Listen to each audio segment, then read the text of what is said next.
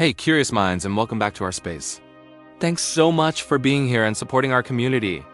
Have you ever had one of those weeks where nothing is technically wrong, but you just feel off? Your energy is low, your motivation is nowhere to be found, and life just feels a little bit gray. We often assume that our mood is dictated by big, life-altering events, like a breakup, starting a new job, or experiencing a major loss. But what if I told you that, more often than not, it's the small, almost invisible daily habits that are quietly shaping our mental well-being? These tiny routines can either build us up or, without us even noticing, slowly drain our energy, leaving us feeling stuck in that meh zone.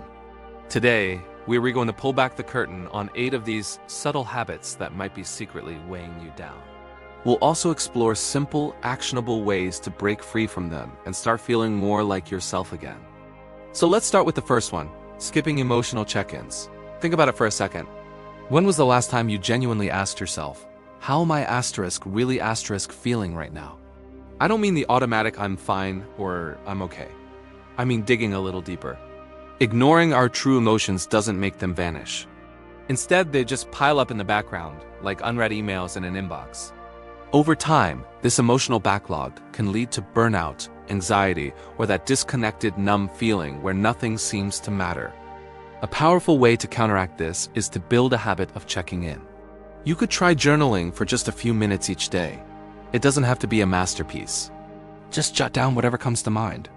There are also great apps out there like Dio, Reflectly, or even a simple Notion template that can guide you.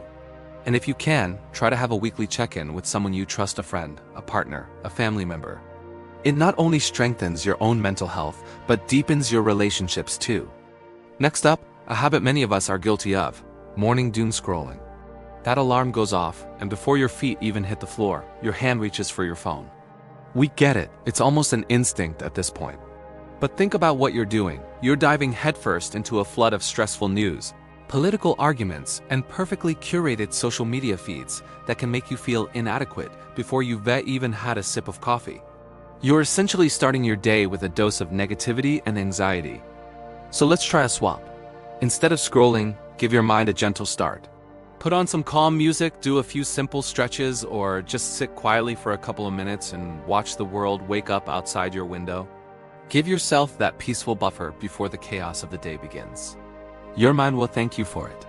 This brings us to habit number 3, saying, I'm fine when you're absolutely not. This is the verbal equivalent of sweeping your feelings under the rug. While it might feel easier in the moment to put on a brave face, pretending everything is okay when it isn't takes a significant hidden toll.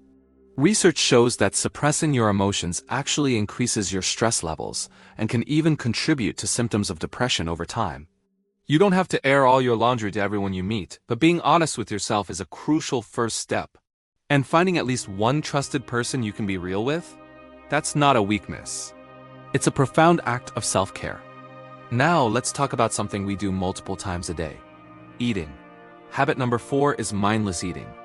How often do you eat your lunch while scrolling through your phone, answering emails, or watching a show?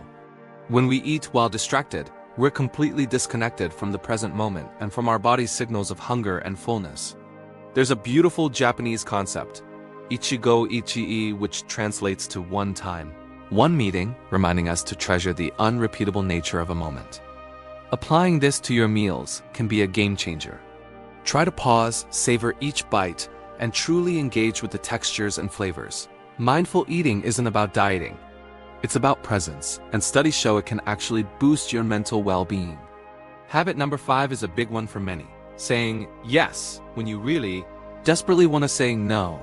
People-pleasing can feel like you're being kind or accommodating, but in reality, you're often sacrificing your own needs and energy to meet the expectations of others. Every time you say yes to something you don't have the capacity for, you're essentially saying no to yourself, no to rest, no to your own priorities, no to your peace of mind.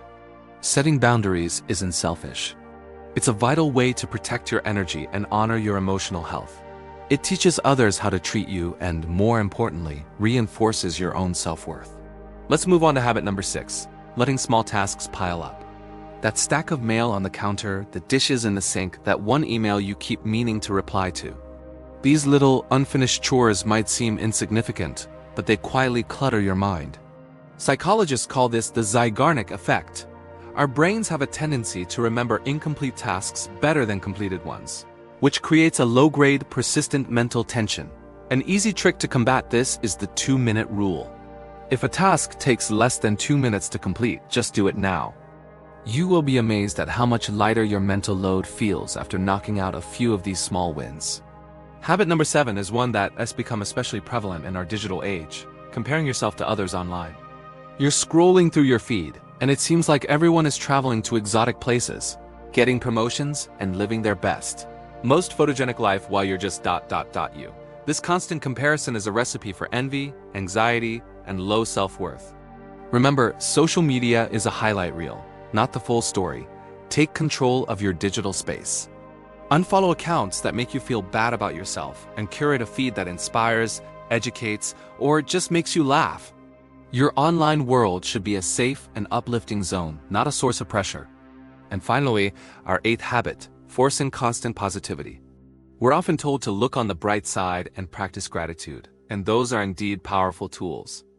But there's a difference between genuine gratitude and toxic positivity, which is the belief that you should maintain a positive mindset no matter how difficult a situation is. You are allowed to feel sad. You're allowed to feel frustrated, angry, or confused. True emotional health isn't about pretending everything is perfect. It's about acknowledging all of your feelings without judgment. Real healing comes from being honest with yourself, not from putting on a happy mask. If any of these habits sounded familiar, please know you are far from alone. We all fall into these patterns. The good news is that just as small negative habits can drain us, small positive habits can build us back up. Simply becoming aware of these tendencies is the first most powerful step toward change. If you find that these patterns are deeply ingrained and you're struggling to untangle them on your own, therapy can be an incredible resource. It provides a safe space and professional tools to help you understand your habits and build healthier ones. We've partnered with BetterHelp, an online platform that makes it easier to connect with a licensed therapist who fits your needs. Using our link in the description helps support your personal growth and also helps support our channel, allowing us to continue making content like this. We'd love to hear from you. What topics would you like us to cover next? Let us know in the comments below. Here at our Mindful Space, we're not just about raising awareness. We're about building a real community where everyone feels seen and heard. Let's continue to grow together. Thanks for watching, and as always, stay curious and stay growing.